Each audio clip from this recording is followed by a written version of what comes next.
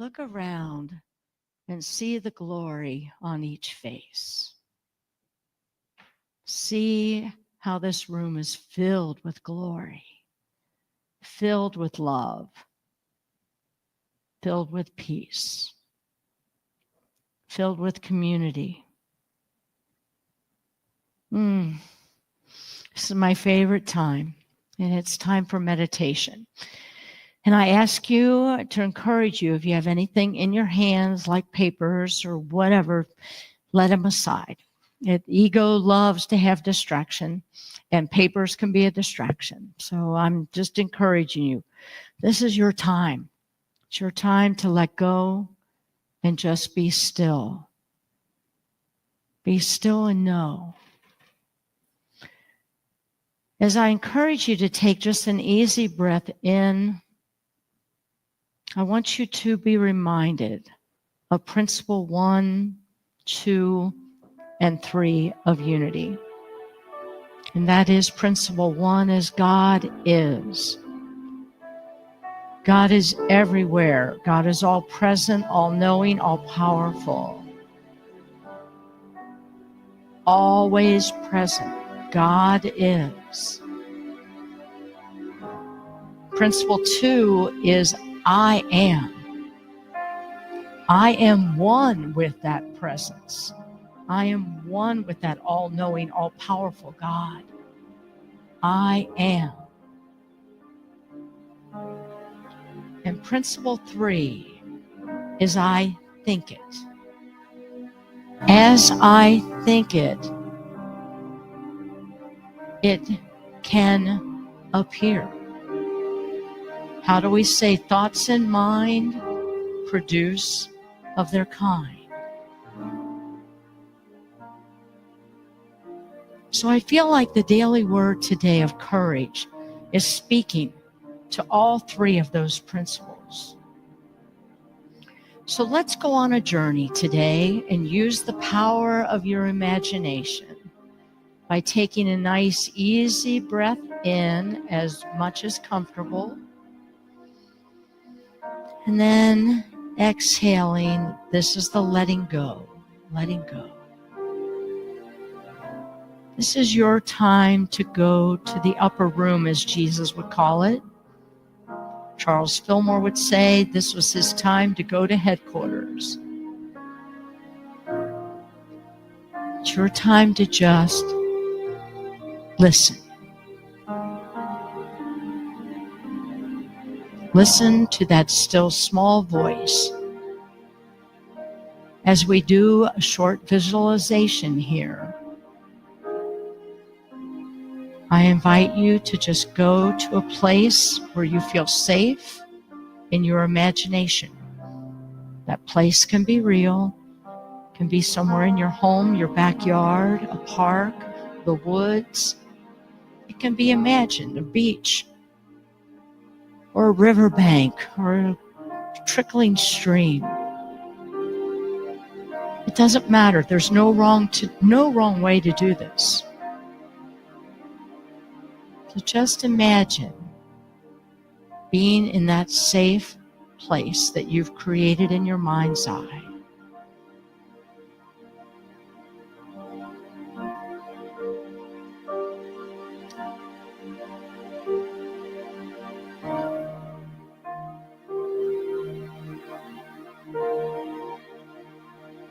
There is much going on in the world today. Much conversation, much behavior that doesn't feel very loving at times. And the daily word today was about courage, to have the courage to know that through the thoughts in mind produce of their kind, I can change the way I feel about things. I can change what I see in my mind's eye by holding on to the things that I do love. In the song that Marcy sang, I simply remember my favorite things, and then I don't feel so bad.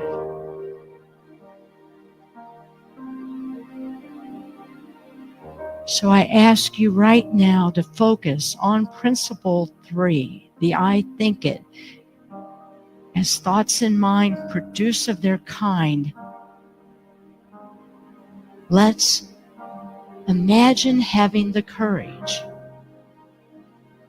to move any fear thoughts, any anger, resentment, discord, lack, thoughts of lack, having the courage to move those thoughts to some of your favorite things in the world.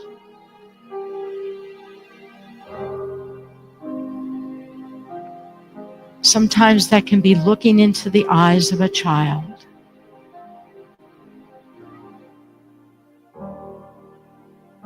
Or it can be sitting down and seeing your favorite dessert.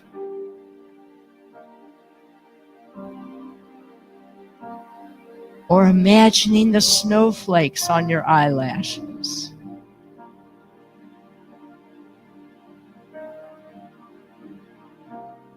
Or imagining seeing a sunrise.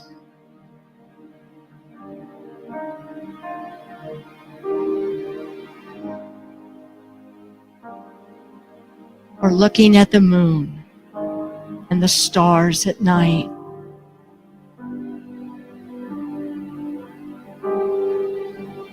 This is your meditation. So I invite you in the quiet of your mind and heart to think of those favorite things that are in your life, to remember them right now. Because as you remember those, you will produce more of that. So just take this time in the silence to notice how you feel, focusing on some of those favorite things.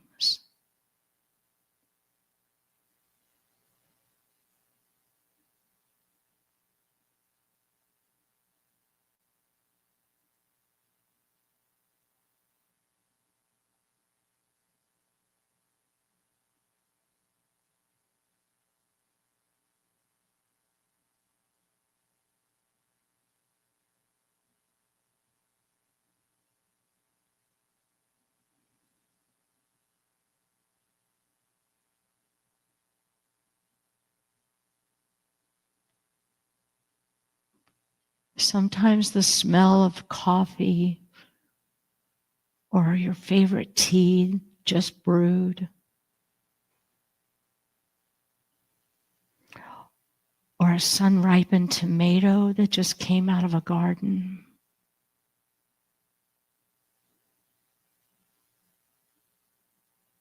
I get excited finding another hidden zucchini in my garden.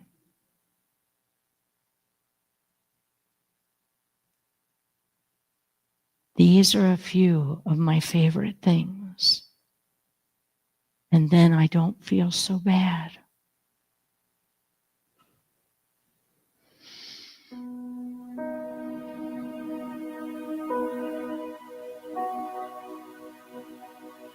So notice how you feel when you focus on those things. How quickly, having the courage to change your thinking, change your mind, change your life, how quickly we can do that. And not absorb those fear thoughts, those negative news reels, not absorb them. Being aware, but not absorbing. Being in the world, but not of the world. How does it feel?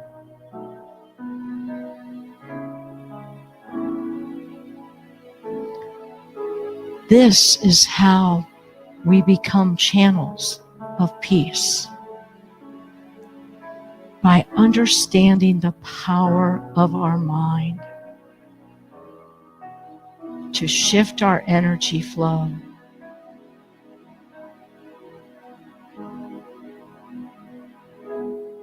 So I want you to just take an easy breath in as we start to come back to this space, realizing that we are all channels of peace.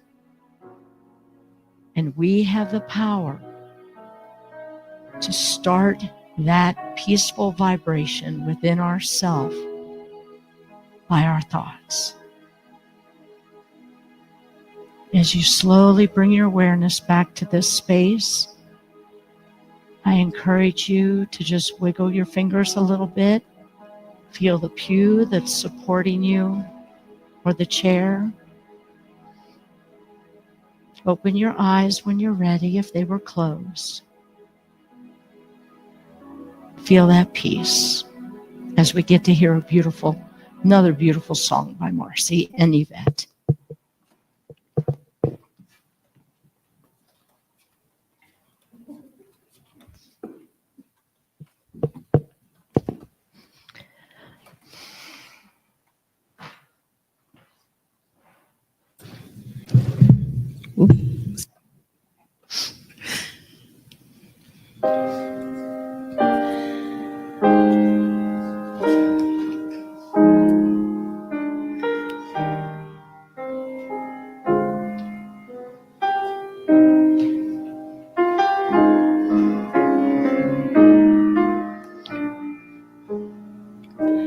Make me a channel of your peace. Where there is hatred, let me bring your love. Where there is injury, your pardon, Lord. And where there's doubt, true faith in you. Make me a channel of your peace. Where there is despair in life, let me bring hope. Where there is darkness, only light. And where there's sadness, ever joy. O Master, grant that I may never seek so much to be consoled as to console, to be understood as to understand, to be loved as to love with all my soul. Make me a channel of your peace. Where there is despair in life, let me bring hope. Where there is darkness, only light. And where there's sadness, ever joy.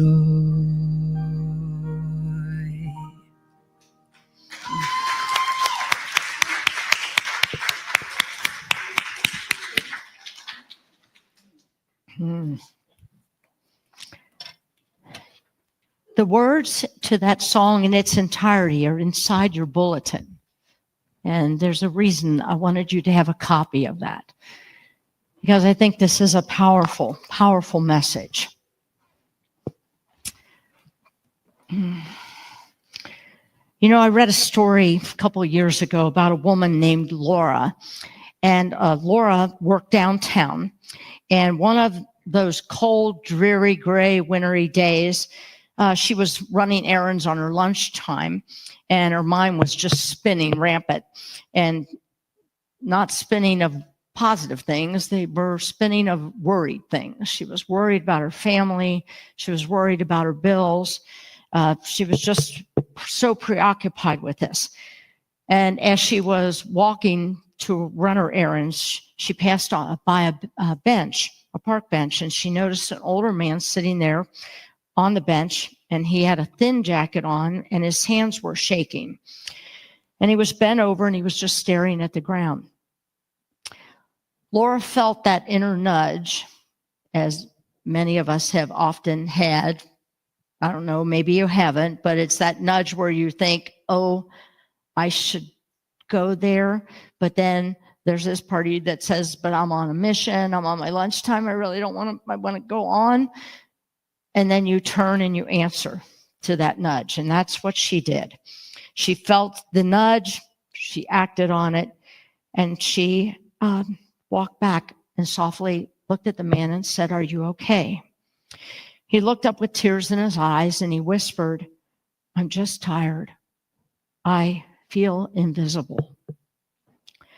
Laura sat down beside him. She held his hand. She didn't try to fix his problems. She didn't preach. She just stayed. And after a while, he squeezed her hand and he said, "I haven't felt peaceful in a long time, but sitting here with you, I feel a little lighter. Thank you for seeing me. Thank you for seeing me." Laura said at that moment, her entire life changed. She realized that peace isn't some big mission. Sometimes it's as simple as sitting beside someone who feels unseen. Make me a channel of your peace, right? This is a simple prayer. It's actually a song. Your lyrics are a song which was made famous by Susan Boyle, but it's a spinoff from the prayer of St. Francis. You know, those words are truly a deep spiritual call. As I really had time this past week, most of you know that Michael and I went up to Lake Michigan and went sailing for about 8 or 9 days. And talk about quiet, even though we were involved in family reunion stuff and we were on and off the boat quite often. But there's nothing for me, and I know for Michael, something about being on the water to have a calming effect. So that was a good preempt to our drive home. Afterwards was an 8-hour drive. Michael is a driving machine. I say all the time, "Do you want me to drive?" "Nope, I got it." So for the whole 8 hours, I'm in the passenger seat, which gives me 8 hours of time to think, 8 hours of time to meditate, 8 hours of looking out the window and asking the universe questions, deep questions. And then came that song in my mind. And I looked it up on YouTube and played it. And I was like, I said to Michael, there's the talk title. Because peace is not just something that we receive. It is something that we allow to flow through us. What's the word channel mean? Flowing through. Michael went through channels on his sailing adventure. You know, you're going through something. There's a channel. And so peace, we're being called. This is a spiritual call. These words in this song are a spiritual call to how we do life, how we find peace, how we become a channel of that peace. That song to me is a call. It's a call to spiritually awake. Aren't we here in a unity church because we want to become more spiritually awake? Yeah. I hope so, because you wouldn't be drawn to this if you were not a person who's questioning spirituality, who's questioning the traditions of our former raising in a particular faith that didn't feel quite right, and you're here because here you're allowed to question. You're allowed to question, and you won't be judged for your questioning. When I forget my oneness with God, and I do, yes, I'm the minister, and I forget my oneness all the time, partially because I get up in the morning, I do my meditation, and then I check my news. There you go, right? It's wanting me to forget my oneness. And so then I have to do a little bit of prayer work so that I get myself back, as Catherine Ponder would say, in right thinking. Get myself back in right thinking. Principle 1, 2, and 3. I don't know where this came from, but it came to me early this morning about, I'm not sure what it is. It's my earring. Oh, I got to take my sailboat off. There we go. That's better. One sailboat. God is I am.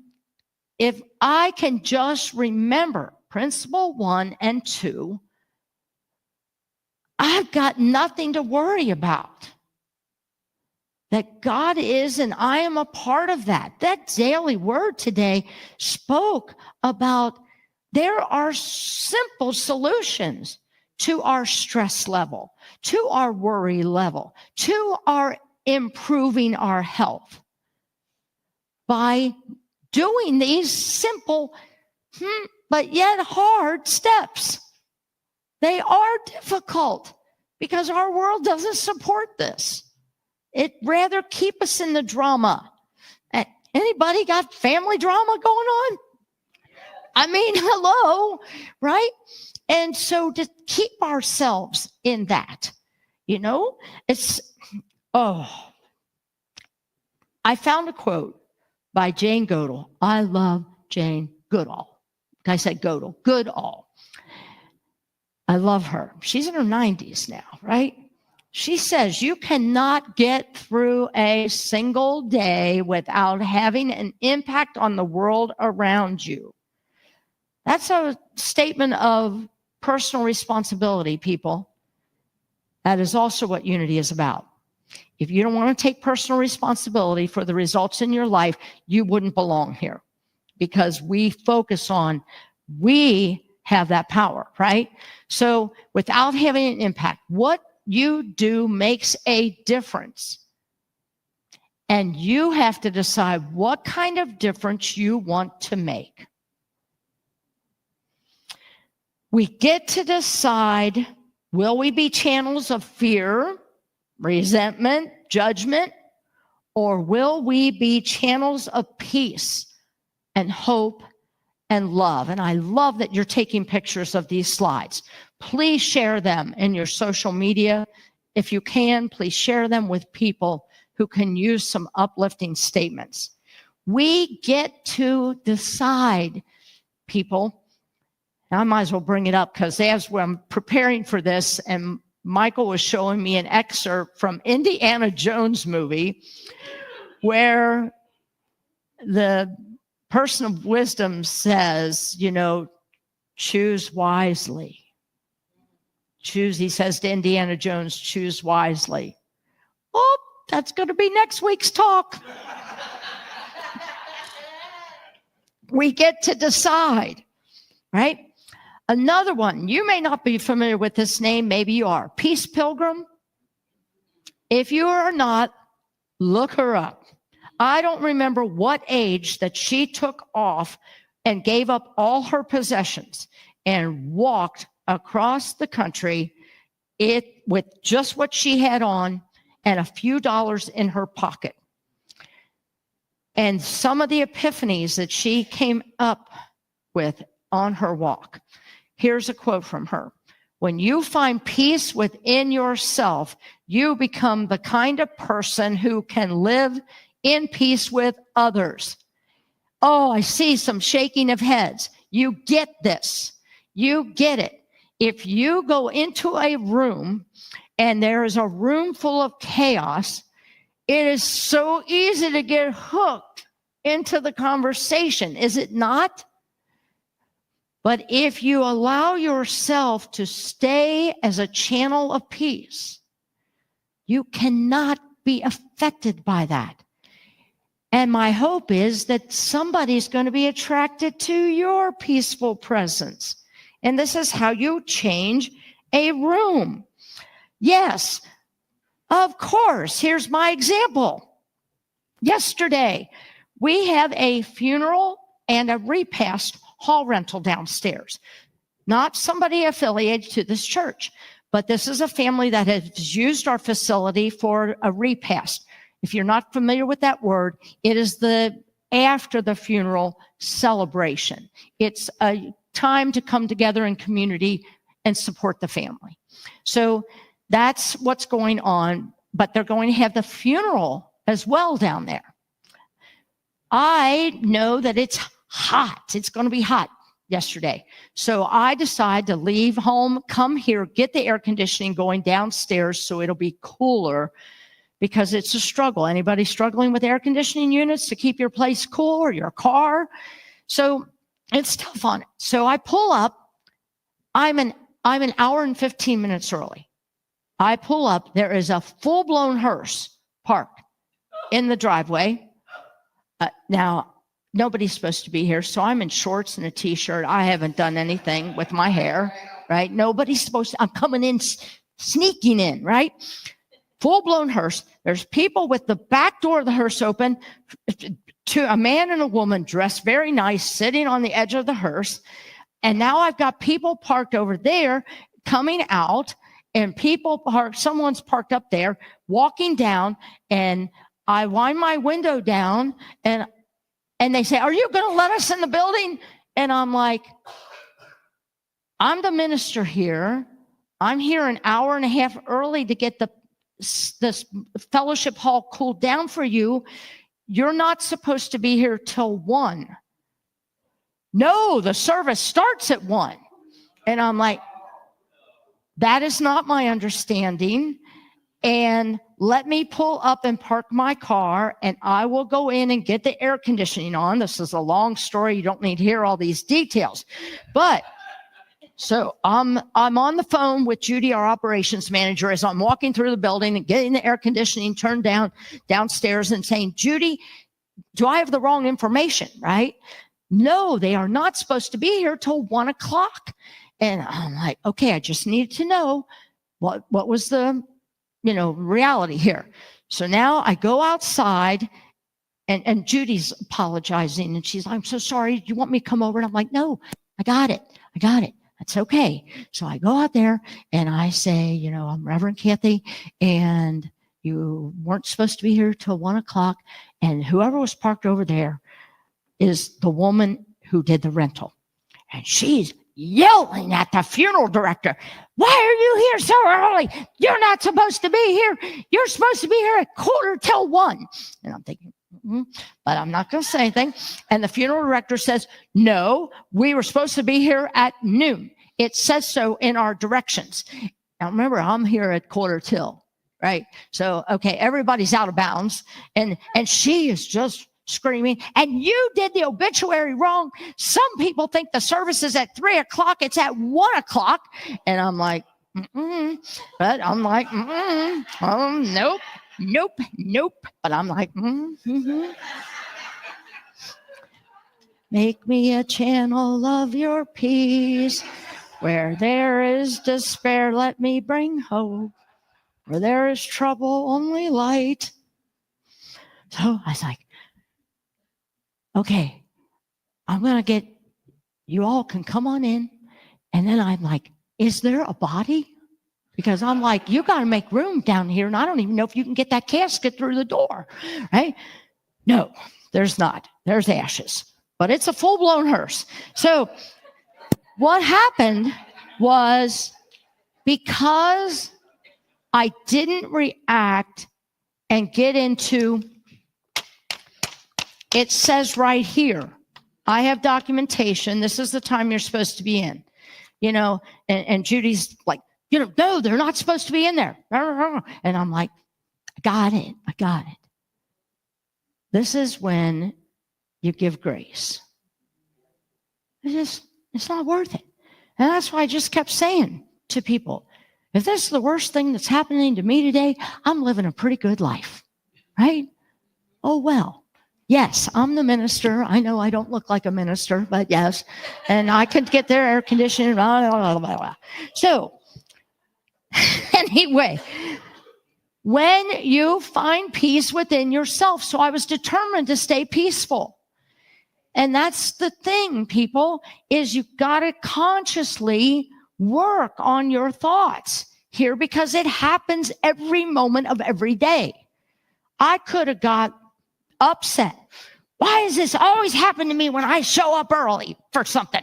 There's always somebody here that needs something.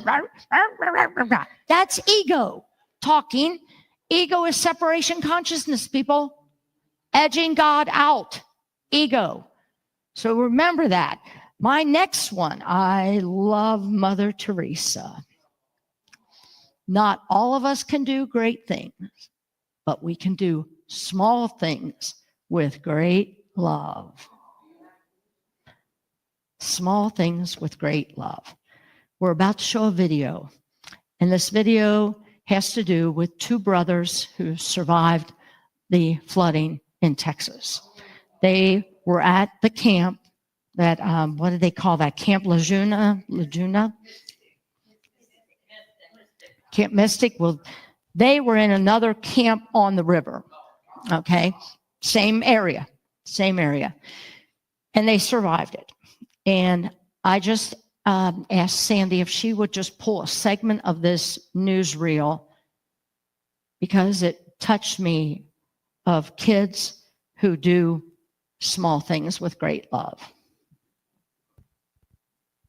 On this camp for a while, so you know the woods, the river. I'm assuming you kind of know the lay of the land, right?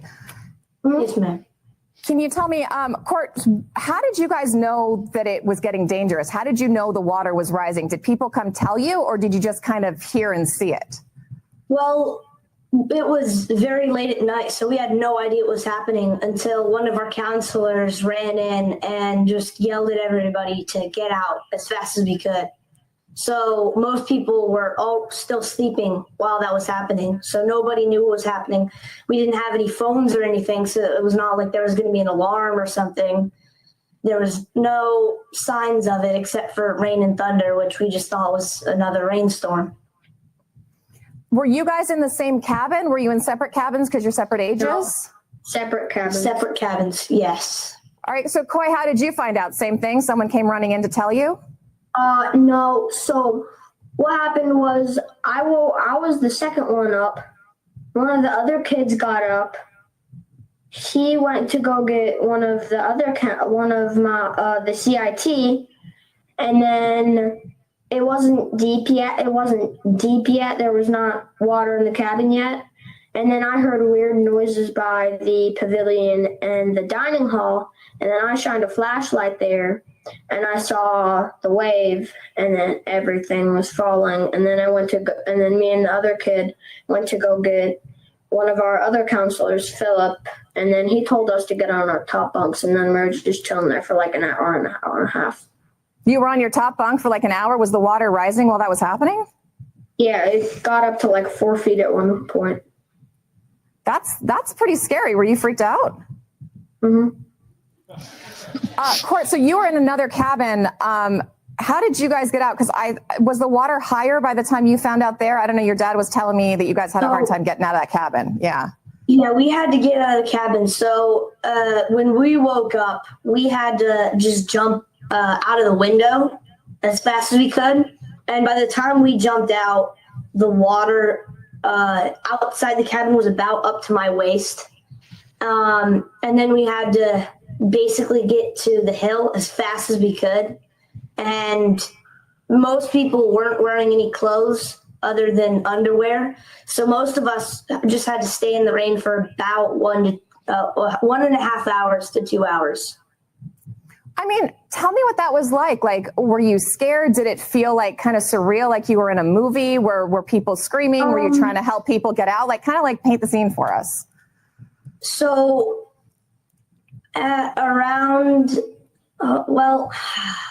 it was definitely like a movie. There was a lot of lightning, a lot of rain.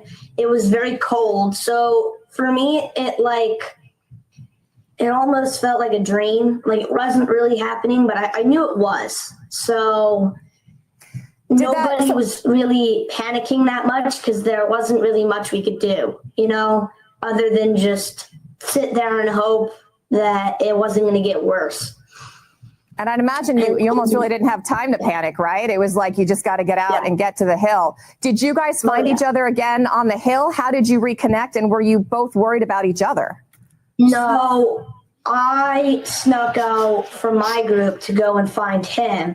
And while I was sneaking out, one of my friends followed me. But I went to go find him, there were like kids trying to get out of their cabins to high ground. So I think I jumped in a couple of times to go and get them. And then I got back out. And then I found Miller. And then I snuck back to my group. Wow, that's pretty brave. Did you have any second thoughts about doing that? Were you worried about your own safety? No, there wasn't much thinking at all. There wasn't any time for that. There was get in or not. There wasn't any, should I do this? Should I not? There wasn't time. There wasn't anything, Yeah. Yeah. There are a lot of heartwarming stories that are showing up of people doing small things with great love. I love how that kid said there wasn't any time for that. You didn't have time to think, should I do it? Should I not? Where there's despair, let me bring hope. That, to me, brings a lot of hope. Pope Francis has a quote. It says, today, too, amid so much darkness, we need to see the light of hope and to be the men and women who bring hope to others.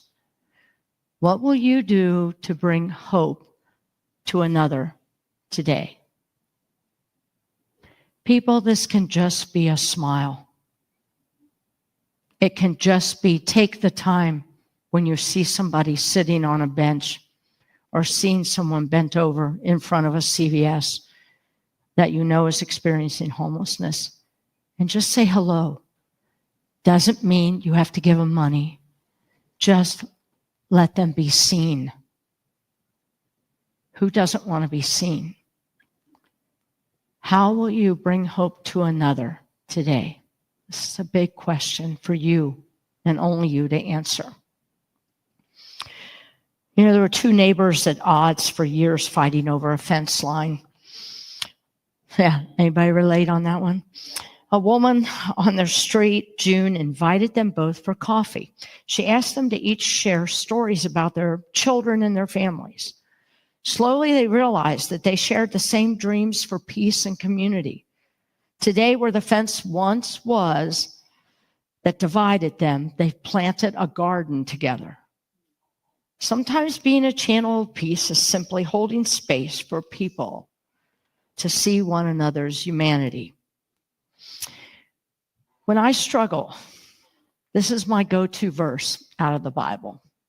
Next one, please. Comes from Philippians 4:8. Whatever things are honest, whatever things are pure, whatever things are just, lovely, of good rapport, whatever things are of virtue, whatever things are of praise, these things, think on these things. And then the next verse is 9. And when you do these things and meditate on these things, there lies the peace of God. We get to choose. And my prayer is that we all choose a little more wisely this week. Our affirmation for this week that I wrote is in prayer. Let's say this together. In prayer, I have the power to still my mind with love and gentle firmness. I command my thoughts to be still. I want you to look at that. Break it in 2 sentences. In prayer, I have the power to still my mind. In prayer, I have the power to still my mind. Not through mental activity, but through prayer. The next part, with love and gentle firmness, I command my thoughts to be still. Be still and know. You know, I asked Marcy and Yvette, but I'd actually like you to take out your lyrics to the song. Make me a channel of your peace. Where there is hatred, let me bring your love. Where there is injury, your pardon, Lord. And where there's doubt, true faith in you.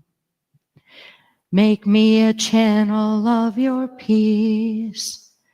Where there's despair in life, let me bring hope. Where there is darkness, only light. And where there's sadness, ever joy. Pause a minute. This is action steps, people. Because we all experience the first part of every sentence there. The second part of every sentence is our action step. O Master, grant that I may never seek so much to be consoled as to console, to be understood as to understand, to be loved as to love with all my soul. Make me a channel of your peace. It is in pardoning that we are pardoned, in giving to all men that we receive, and in dying that we're born to eternal life. Make me a channel of your peace. Oh, let's go to the chorus. O Master, grant that I may never seek so much to be consoled as to console, to be understood as to understand, to be loved as to love with all my soul. What's the next part? Make me a channel of your peace. There's despair in life, let me bring hope. Where there is darkness, only light. And where there's sadness, ever joy. Namaste.